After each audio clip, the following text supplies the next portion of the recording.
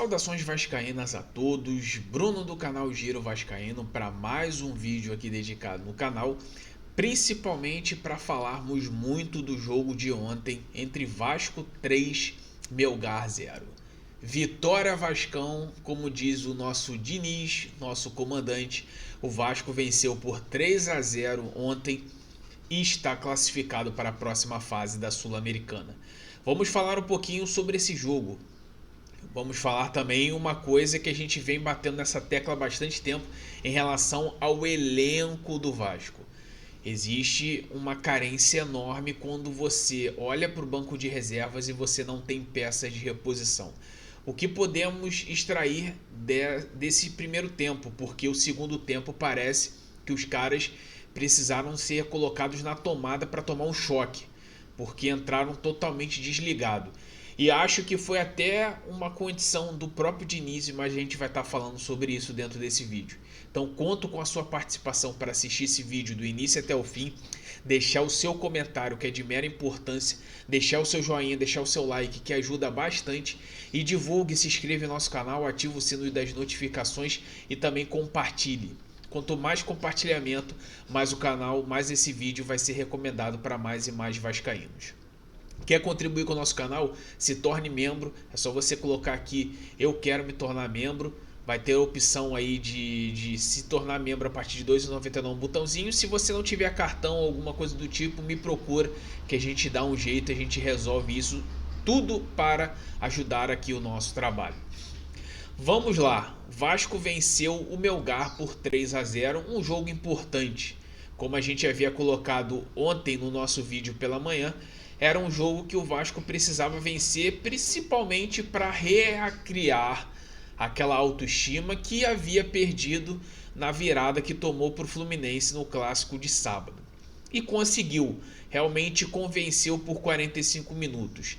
Um time totalmente ligado, um time querendo mais. No entanto, que ficou bem evidente que logo no início do jogo o Ryan, numa tabelinha, numa assistência do Felipe Coutinho, fez um golaço de chapa, onde que a bola morreu ali no fofão da rede, ali no cantinho da rede ali, abrindo o placar.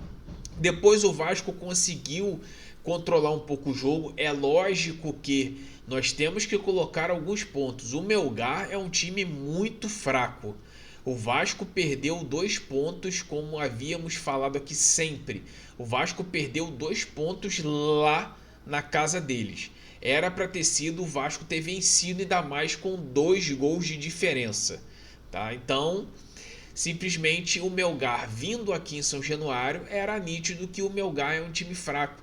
No entanto, que o Melgar, mesmo conseguindo fazer força, ele conseguiu estar na frente do Vasco antes da partida.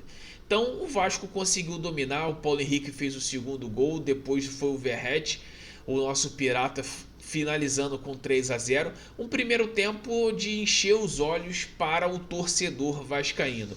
Para quem tem muitas críticas em relação ao que o futebol do Vasco vem apresentando, eu venho dizer que o Vasco ele tinha resultados, mas a performance estava muito longe do que deveria.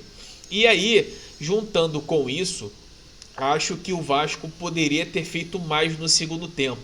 E aí eu coloco na conta do Fernando Diniz. O Fernando Diniz, ele tem um grande defeito, como outros treinadores que passaram pelo Vasco também têm. Ele não ter a leitura de mexer nesse elenco, de dar rodagem para outros jogadores. O que eu quero dizer?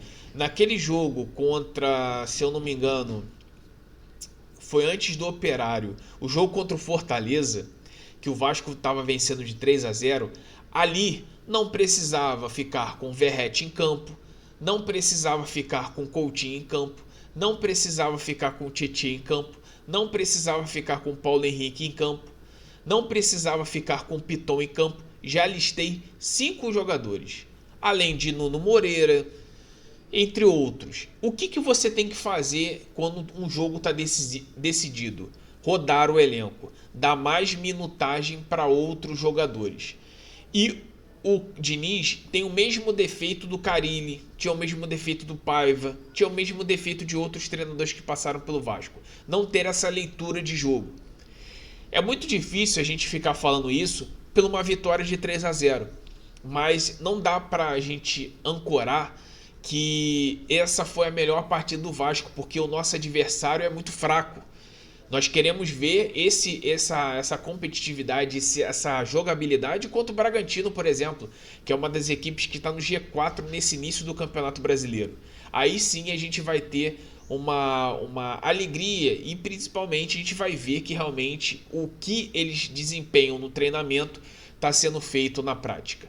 Agora, o Diniz, ele tem que entender que os 11 dele titulares não vai conseguir performar o tempo inteiro em 90 minutos.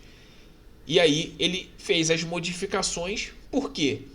Porque ele enxergou, talvez alguém passou para ele, que realmente precisava fazer essas modificações para rodar. Ele colocou o Garré, que foi a primeira partida do Garré no comando do Diniz. Então ele tirou o Coutinho e colocou o Garré. Tirou o Paulo Henrique e botou o Puma Rodrigues. Tirou o Nuno Moreira e colocou o Cocão. O porquê de não o Esforza. O Cocão a gente viu o que tinha que ver no jogo passado contra o Fluminense, que foi muito mal. Dá oportunidade mais para o Esforza, por mais que eu não goste desse jogador, mas é um jogador com as características de futebol, ele conseguiria performar mais com o Fernando Diniz.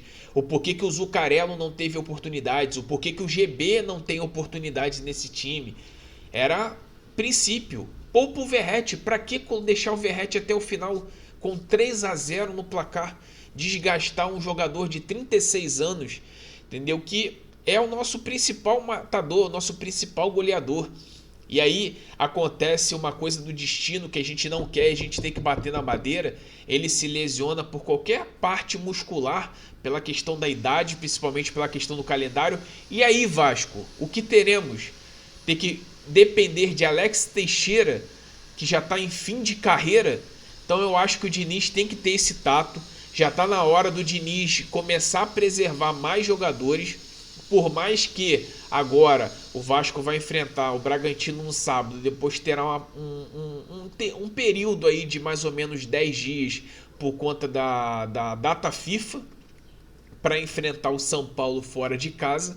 E aí sim, depois vai ter a parada do Mundial, que aí vai dar um respiro físico. Esperamos que tenha esse respiro físico, que também recupere jogadores pela parte técnica e ele vai conseguir aprimorar a parte tática, a filosofia dele de trabalho.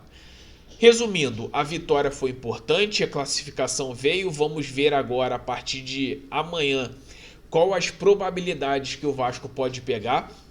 Del Valle se classificou em terceiro lugar do grupo do River Plate, está na Sul-Americana.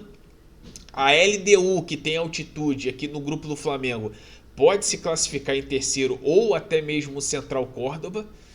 Tem o Fortaleza, que pode acabar se classificando em terceiro lugar do próprio grupo do Racing. Então, são grupos aí bastante chatos. A Universidade do Chile ontem, que enfrentou o Botafogo, com 1 a menos o Botafogo venceu. Uma outra equipe chata também de se enfrentar, uma das melhores equipes ali do Chile. Então o Vasco vai ver aí por coincidência qual será o adversário dele. Então esse é o nosso resumo. A vitória foi importante, vitória Vasco, mas tem que ter muito mais desempenho e o Diniz tem que saber rodar um pouco mais esse elenco aí para que a gente consiga ver. Ontem, por exemplo, era jogo perfeito para o Zuccarello, era jogo perfeito para o Vitor Luiz ser testado na lateral esquerda, Puma Rodrigues ser mais testado, ter colocado ele desde o início do segundo tempo, o Zuccarello, o GB, era um jogo já definido. Talvez o GB e o Zuccarello ali no segundo tempo você conseguiria ter ali uma dimensão do que esses garotos poderiam ajudar, como o Ryan vem evoluindo bastante. É aquilo, na mão de um bom treinador, uma promessa consegue se sobressair. O Ryan não está fazendo o que os outros treinadores pediam para ele fazer, ficar fixo na ponta direita. Você vê o Ryan jogando na direita, mas você vê ele flutuando pelo meio, chegando ao ataque, jogando às vezes como centroavante, e era isso que a gente tinha essa leitura como mero torcedor. O que o Diniz está fazendo hoje é o que nós torcedores sempre havíamos falado, sempre nas nossas lives, nos nossos vídeos, porque o Ryan não é ruim de bola.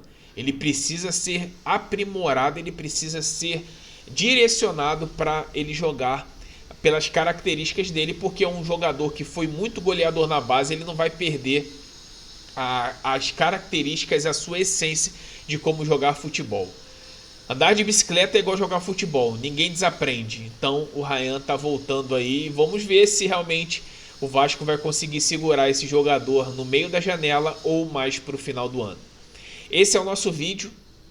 Conto com a sua participação para assistir esse vídeo aqui, se inscrever no nosso canal, ativar o sino das notificações, deixar o seu comentário, que é muito importante, e dar aquela compartilhada. Divulgue, divulgue, divulgue. Quanto mais gente tivermos aqui no canal, mais a gente vai debater. Tudo que eu falei aqui é minha opinião. Se você acha diferente, deixa aqui sua opinião. Cada um pode expressar a sua opinião aqui no canal democrático do Giro Vascaíno. Saudações vascaínas, um grande abraço para todos, tamo junto.